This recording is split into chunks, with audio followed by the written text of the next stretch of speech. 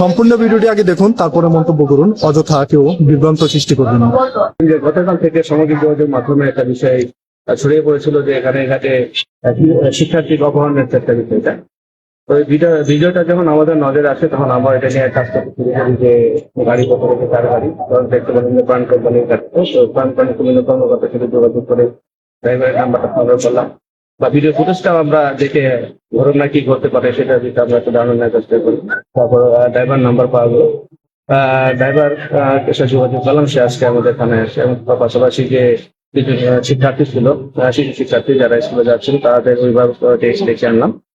আসলে বিষয়টা অপহরণ চেষ্টা সংক্রান্ত ঘটনা নয়। আসলে সে গাড়িটা সাইড করেছিল, তার গাড়ির চাকা কোনো সমস্যা আছে না দেখার জন্য।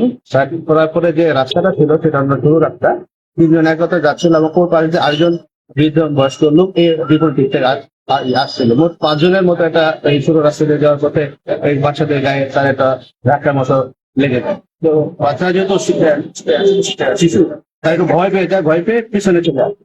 তো ড্রাইভার কি করলো, পরবর্তী তার গাড়ি নিয়ে বসে তার গন্তব্যে চলে গেল। সে কিন্তু পরবর্তীতে এইসব কিছু তার কিন্তু জানা নেই।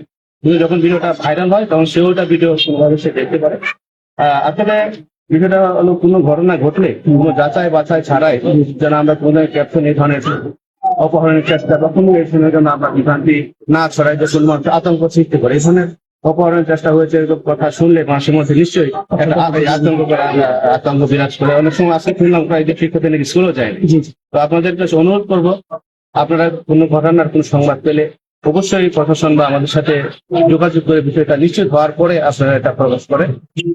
তো আশা করবো যে আজকের এই ভিডিওর মাধ্যমে বিষয়টা বলবো যে আমি যেটা বা মানে যেটা মনে হয়েছে যে অপহরণের চেষ্টা এই বিষয়টা না, এটা আপনারা নিশ্চিত থাকেন।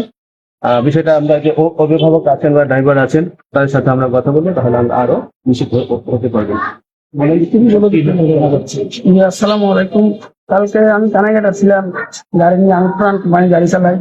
তো পরবর্তীভাবে আমার গাড়ির একটু সমস্যা হয়েছিল, আমি গাড়ি না আমি চেক দিচ্ছি আর কাজ করার জন্য দেখতেছি 3জন বাচ্চা, স্কুলের 3জন বাচ্চা যাচ্ছে, আমার সাইডে দিয়ে একজন মুরব্বী আসতেছে।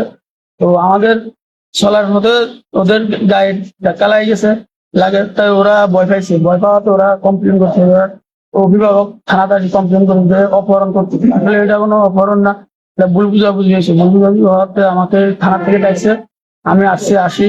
এটা আজকে স্যাররা এগুলো করছে, যেভাবে হয়েছে এটা আমি নিজের থেকে দুঃখ প্রকাশ করছি। আর আমি সবার কাছে ক্ষমা প্রার্থী আছি যে কিছু নেক্সট আর না হয়।